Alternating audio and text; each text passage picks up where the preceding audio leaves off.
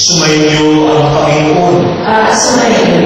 Ang mabuting balita ng Panginoon ayon kay San Lucas. Papuri sa iyo, Panginoon.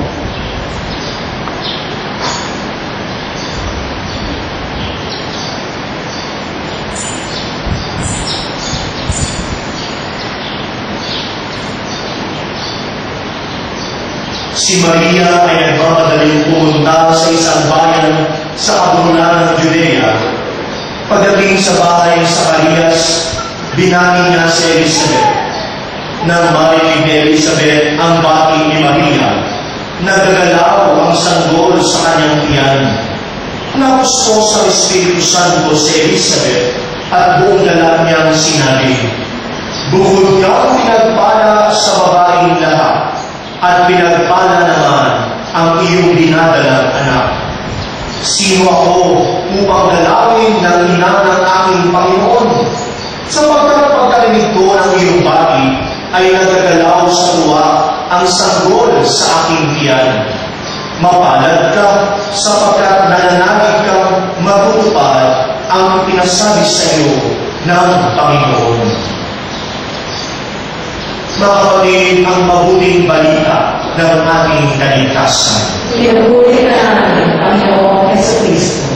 Maupo ka. Magandang umaga po sa inyong lahat. Pakibati naman ang ating mga katabi ng isang magandang umaga.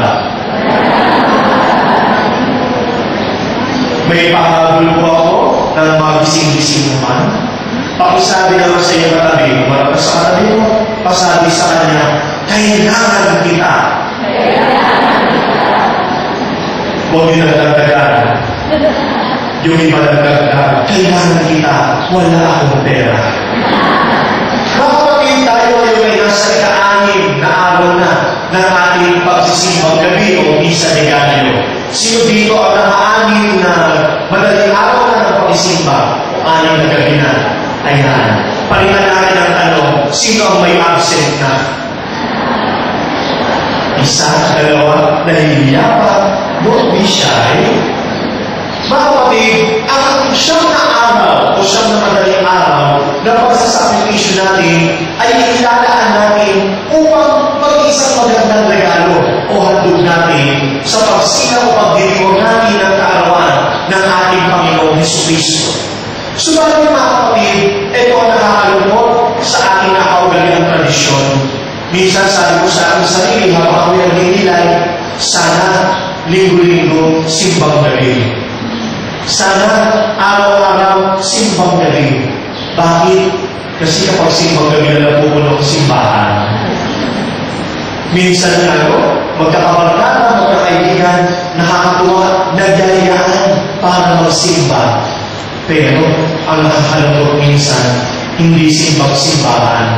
Minsan, simbang kanto o simbang labas ng simbahan. At kapag pinagto, simbang panig ang katapat. Kapatid, ngayon na ika-anim na araw na ng ating misa de Gallo. Napakayan natin yung pagpapatuloy ng Ebanghelyo na narinig natin simula ng mga nakaraang araw. Hindi ba? Binabi ng Anghel Gabriel si Maria ng isang araw, kahapon. At sinabi niya ang mabuting balita, ang mensahe ng Diyos para kay Maria. At ngayon, dahil sa pagkaalam niya o pagsabi ng Anghel sa kanya na ang kanyang pinsang si Elizabeth ay nagdadalang tao rin, dahil si Maria na nagtungo sa Judea upang saksihan at upang dalawin ang kanyang pinsang si Elizabeth na nagdadalang tao na rin sa kabila ng kanyang pagkabaon. Mga kapatid, maaaring tanongin natin ang ating sarili, gaano pa kahalaga ang pagdalaw? Hindi ba tayo mga kapatid, kapag tayo ay may sakit, napaka-importante sa atin ang may dumadalaw dahil nabubuhayan tayo ng dugo. Nagkaroon tayo ng sigla at humingi nakikita ang mga ngiti sa ating mga labi. Dahil mayroong inspirasyon na nasa harapan natin. Kaya tayo ay muling sumisigla at nagbabalik sa dati nating kasiglahan. Ganyan na importante ang pagdalaw. Kung kaya nga kung mapapansin ninyo, maraming bumatikos sa atin nung mabalitaan natin na yung pagkatapos na nangyari sa mga kababayan natin sa Mindanao dahil sa Pag-Inosendo ay yung pinakamataas na opisyalis ng ating pamahalaan ay hindi agad-agad doon. Yung presensya ay napakahalaga upang sa kabila ng sakya, sa kabila ng kalungkutan, kapag may nakita kasi na isang tao na napaka-espesyal sa iyo, gumagaan ang pakiramdam. Hindi ba kapag tayo ay namatayan? Kapag nakita mo yung kaibigan mo, pag nakita mo yung kamag-anak mo, na dumalag sa burol na yung pinakamamahal, para naiinsan yung sakit na ating dinadala. Ganun kahalaga ang pagdalaw. Dahil ibinibigay mo, ibigawahagi natin ang ating presensya sa ating minamahal. Mga kapatid, ang pagdalaw ay pumapawi ng pangungulila, pumapawi ng kalungkutan. Kaya nga, kapag yung best friend mo na hindi mo nakita sa matagal na panahon at dinalaw ka, malayo pala, nangingiti ka na. Kung kaya mga kapatid, sa bawat pagdalo namin ng banal na misa, nakakasalo namin sa pigit ng ating Panginoon Diyos. Pero ang tanong, bakit tila baga walang ngiti sa ating mga mukha? Bakit kung inagsisimba tayo, tila sa gamot mo ang simangon sa ating mga mukha?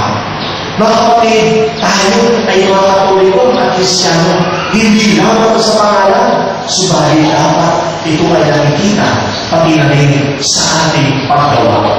Hindi ba nakakata na makikipaglahan tayo na pumila sa studio ng Showtime, Happy Himigigay, Itbulaga at Wili-Wili para lamang mauna sa unahan ng unang studio para makita agad ng camera. Pero kapag araw ng linggo o kapag simbang gabi, makikipag-unahan sa likod ng upuan ng simbahan. Hindi ba nakakata na kapag may birthday party, halos makita na ang alala sa pagkanta ng highway. Pero kapag sa loob ng misa, halos boses increase sa pagkanta. Wala, hindi makinig. Hindi ba katakataka na kaya natin manood ng sine ng 2 oras o 3 oras at kapag nagustuhan, uulitin pa yan. Pero yung 1 oras naman na misa tuwing linggo o yung 30 minutes o 45 minutes sa misa kapag weekday ay halos 50 minutes pa lang na nakaupo, hindi na mapalo para gulatin nila ng asin at gusto na umalis sa simbahan. Hindi ba katataka na kaya natin magbasa ng pocketbooks o ng iba't ibang mga series sa mga libro, Harry Potter, Twilight, etc., etc. Pero ang magbulat ng Biblia ay hindi natin magawa. Mga kapatid, hindi ba katataka na tayo ay Katoliko, tayo ay Kristiyano, pero kulang sa paggawa. My dear brothers and sisters in Christ, this is also the same invitation for all of us. At tulad ni Maria, maging ehemplo natin siya na yung wagas na presensya ay naroon kaakibat ng ating paggawa. Hindi sapat na isipan lamang natin o puso ang gumagana. Pagpuso natin, kaakibat ito ay ang ating wagas na paggawa. Mga kapatid, ang pagdalawin daw ay isang pinaka-konkretong bagay na pagpapakita natin ng ating malasakit at ng ating pagmamahal sa ating kapwa o sa ating mga minamahal. Kaya nga, mga nanay, mga tatay, mga kuya, mga ate, mga lolo at lola, napakahalaga ng presensya po natin sa ating pamilya. Huwag tayong magtaka kung balang araw ay di talaga parang nagre-rebelde ang ating mga anak. Bakit? Minsan kasi wala ang presensya natin sa kanila. Mga kapatid, ang tahanan natin, ang unang paaralan at sa tahanan ito, ituturo namin ang pagmamahal. Ituturo namin ang pagkakasa. Ituturo namin ang magagandang bagay na ituturo huwag tayo magkakabalang araw na kapag ang mga anak natin, marinig natin na marunong at magmura, marunong magsalita ng mga masamang salita. At kapag nagtanong ka, anak, saan ka natutong magmura? Sasagot yan, nanay, sa inyo po, kapag nag-aaway kayo ni tatay. Lagi nakandaan ng isang commercial sa television, ang ginagawang mali ng matanda ay nagiging tama sa mata ng bata. Mga kapatid, napakalaga ng ating presensya sa ating tahanan, sa ating pamilya, sa ating mga anak. Nang sa ngayon, magkaroon ng pagbabago sa ating mga anak. Sabi nila, iba na daw ang kabataan ngayon. Tama mali. Tama mali. Ang sabi ko naman, iba na rin kasi ang mga magulang ngayon. Tama mali. Bakit? Kasi ang mga nanay at tatay ngayon, nakatakot ng pagsabihan ng kanilang mga anak. Father, pag pinagalitan mo yan, baka magdayas yan, baka magtampo yan, baka hindi na kumain yan. Eh, magtampo siya. Panaluto niya, kakain din yan. Kapag lumayan siya, babalik din yan. Bakit? Kasi walang ibang babalik yan kung hindi ang ating tahanan. Mga anak, mga kabataan na nakatulad ko, maniwala kayo, bata pa ako. May paalaan ako sa inyo. Mga kapatid, huwag naman sasama ang ating loob kapag tayo pinagsasabihan ng ating mga magulang. Ibintahan sa ikabubuti natin lahat. Balang araw, kapag kaya natin tumayo sa ating mga paa, hahayaan na tayo dahil magsisimula na tayo magtayo ng ating sariling pamilya. Pero hanggang ngayon, hindi pa natin kaya tumayo, hayaan natin, nagabayan tayo, disiplinahin tayo ng ating mga magulang. Tandaan ninyo ng mga kabataan, mga anak, ang isang anak na hindi marunong respeto o gumana sa kanyang mga magulang, kahit kailan, hindi nagiging matagumpay sa kanyang buhay. Kahit kailan, hindi siya nagiging masaya sa kanyang buhay. Kaya mapaalala yan mga kabataan. At sana may pakagalan ko. This will be my last pa sa inyo bago magpasko. Dahil siyempre, araw-araw yung iba naman nagbibisa sa akin, dito sa inyo.